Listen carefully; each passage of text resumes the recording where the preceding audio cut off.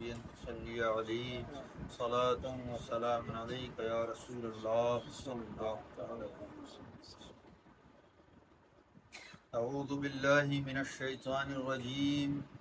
وَإِذَا قِيلَ لَهُمْ آمِنُوا كَمَا آمَنَ النَّاسُ قَالُوا أَنُؤْمِنُ كَمَا آمَنَ السُّفَهَاءُ أَلَا إِنَّهُمْ هُمُ السُّفَهَاءُ وَلَكِنْ لَا يَعْلَمُونَ۔ اور جب بھی کہا گیا ان کے بھلے کو کہ مان جاؤ جیسا مان چکے سب لوگ، بولے کیا ہم مانیں جیسا کہ مانا ہے بے وقوفوں نے؟ سن رکھو کہ بلا شبہ وہی بے وقوف ہیں لیکن نادانی کرتے۔ تفسیر: اور جب بھی کہا گیا اور سمجھایا گیا ان کے بھلے کو کہ اللہ کے عذاب سے بچ جائیں کہ اب تم بھی مان جاؤ، ایمان قبول کر لو جیسا مان چکے عبداللہ ابن سلام اور ان کے ساتھی سب لوگ، تو جواب میں بولے کہ کیا ہم مانیں، ایمان لے آئیں اسی طرح جیسا کہ مانا ہے ان سب بے وقوفوں نے۔ عقل و علم والوں کو بے وقوف قرار دے رہے ہیں۔ کان کھول کر سن رکھو کہ بلا شبہ وہی، اور ہاں وہی بے وقوف و احمق ہیں، لیکن وہ خود ہی نادانی کرتے اور اپنی جہالت دکھاتے۔ وَإِذَا لَقُوا الَّذِينَ آمَنُوا قَالُوا آمَنَّا وَإِذَا خَلَوْا إِلَى شَيَاطِينِهِمْ قَالُوا إِنَّا مَعَكُمْ إِنَّمَا نَحْنُ مُسْتَهْزِئُونَ۔ اور جب ملے مسلمانوں کو بولے ہم ایمان لا چکے، اور جب اکیلے ہوئے اپنے شیطانوں کے پاس کہنے لگے کہ بے شک ہم تمہارے ساتھ ہیں، بس ہم تو ہنسی مذاق کرنے والے ہیں۔ اور جب کعب ابن اشرف اور ابو بردہ اسلمہ ابن سعاد شامی،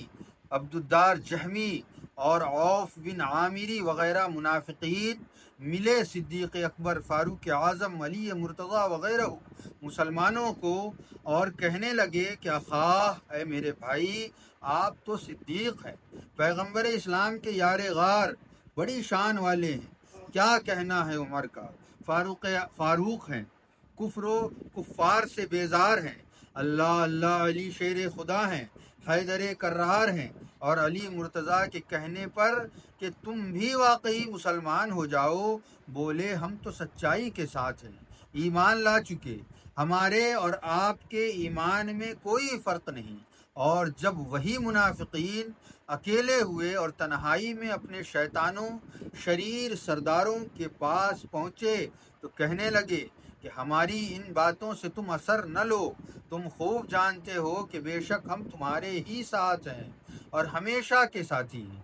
تم کو ہماری مذاق کی عادت معلوم ہے، مسلمانوں میں جو باتیں ہوئیں اس میں بس ہم تو ان سے اپنی عادت کے موافق ہنسی مذاق کرنے والے ہیں، اور جو کچھ کہا مذاق میں کہا۔ یہ لوگ سمجھتے ہیں کہ ہنسی مذاق کر کے مسلمانوں کو ذلیل کر رہے ہیں۔ اللہ یستہزئ بہم ویمدہم فی طغیانہم یعمہون۔ اللہ خود ذلیل کرتا ہے انہیں اور ڈھیل دیتا ہے انہیں کہ اپنی سرکشی میں بھٹکتے رہیں، حالانکہ اللہ خود ذلیل کرتا ہے انہیں کہ دنیا میں مسخرے کہلائیں اور آخرت میں مسلمانوں کی جنت دیکھ دیکھ کر ذلیل ہوں۔ اور اللہ ہنسی مذاق نہیں کرنے دیتا بلکہ ڈھیل دیتا ہے انہیں کہ اپنی بد زبانی، چھیڑ چھاڑ اور سرکشی میں بھٹکتے رہیں اور اپنی ذلت کا سامان زیادہ سے زیادہ جمع کرتے رہیں۔ صدق اللہ مولانا العظیم و صدق رسول النبی الامین الکریم۔ اللہ رب العزت نے جس طرح باترتیب بیان فرمایا متقین کا، مسلمانوں کا، پھر کفار کا، پھر منافقین کا، تو اسی ترتیب میں اللہ رب العزت آگے ارشاد فرماتا ہے کہ جب ایسے لوگ جن کے بارے میں اللہ رب العزت نے فرمایا کہ یقیناً یہ اپنے کو اصلاح کرنے والا سمجھتے ہیں لیکن ہیں یہ فسادی، ان کا فتنہ، ان کا فساد ایک عام جاہل آدمی بھی جسے نیچ سمجھتا ہو اس سے بھی بدتر ہو۔ تو ایسا کرنے والے لوگوں کے لیے جب کہا گیا کہ تم ایمان لے آؤ ان لوگوں کے طرح جو حضرت عبداللہ ابن سلام، حضور محدث اعظم ہند فرماتے ہیں اپنی تفسیر میں کہ حضرت عبداللہ ابن سلام جو ایسے، میں پہلے بھی بتا چکا ہوں کہ ایسے یہودی عالم تھے جو نبی کریم علیہ الصلاۃ والتسلیم کی بعثت سے پہلے تورات کے عالم ہوئے، پھر اس کے بعد نبی کریم علیہ الصلاۃ والتسلیم کی بعثت کے بعد نبی کریم علیہ الصلاۃ والتسلیم پر ایمان لائے، اور ایمان کے جلیل القدر صحابہ کرام میں آپ کا نام ہوا۔ تو ایسے لوگوں کی مثال دے کے جب انہیں حکم دیا گیا کہ تم اے یہودیوں تم بھی ان کی طرح ایمان لے آؤ، تو وہ معاذ اللہ یہ کہتے ہیں کہ کیا ہم ان بیوقوفوں کی طرح ایمان لے آئیں؟ جیسا کہ آج عام طور پر حال ہے، بغیر تمثیل میں یہ بیان کر رہا ہوں کہ جو شخص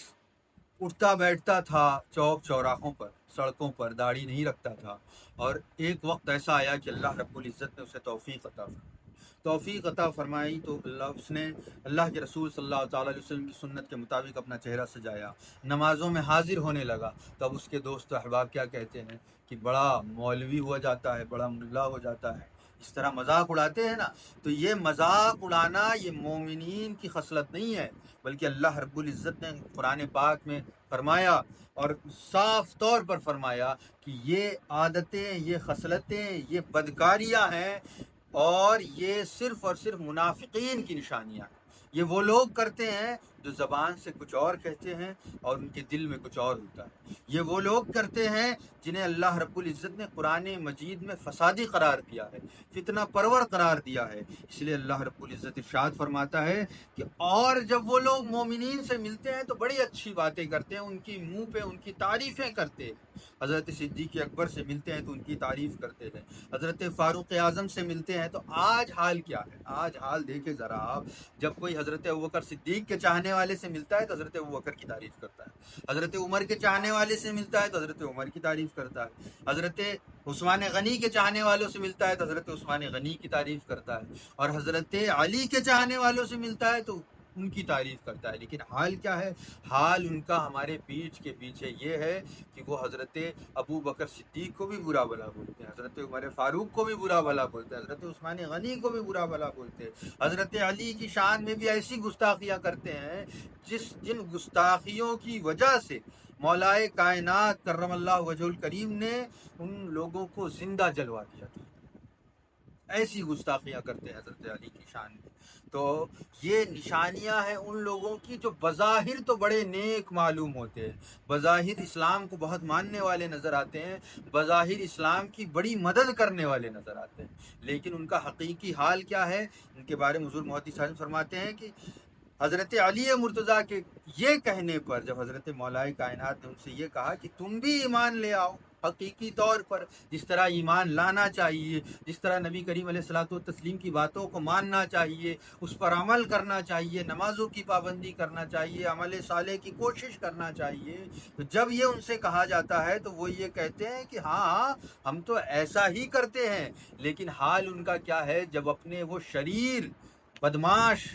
سردار اور اپنے لیڈروں کے پاس جاتے ہیں تو ان سے یہ کہتے ہیں کہ تم یہ سب باتیں مسلمانوں سے ہمیں جب کرتا ہوا دیکھو تو یہ نہ سمجھنا کہ ہم نیک ہو گئے ہیں، یہ نہ سمجھنا کہ ہم مسلمان ہو گئے ہیں، کہ ہمارا حال کیا ہے؟ ہمارا حال تو وہی ہے کہ ہم تمہارے ساتھ ہیں، یہ تو صرف ہنسی اور مذاق ہے۔ تو اللہ رب العزت ان کے بارے میں یہ ارشاد فرماتا ہے کہ اللہ رب العزت کسی کو بھی اسلام، مسلمان، ایمان اور مومنین کے ساتھ مذاق نہیں کرنے دیتا، بلکہ اللہ رب العزت انہیں ڈھیل دیتا ہے ان کی بدماشیوں میں، ان کی گمراہیوں میں، ان کی بدکاریوں میں۔ کیوں؟ تاکہ وہ ان گمراہیوں میں، ان بدماشیوں میں اور ذلیل ہوتے رہیں، اور ذلیل ہوتے رہیں، اور ذلیل ہونے کی صورتحال حضور محدث اعظم فرماتے ہیں کہ بدزبانی، چھیڑ چھاڑ اور سرکشی میں بھٹکتے رہیں اور اپنی ذلت کا سامان زیادہ سے زیادہ جمع کرتے رہیں۔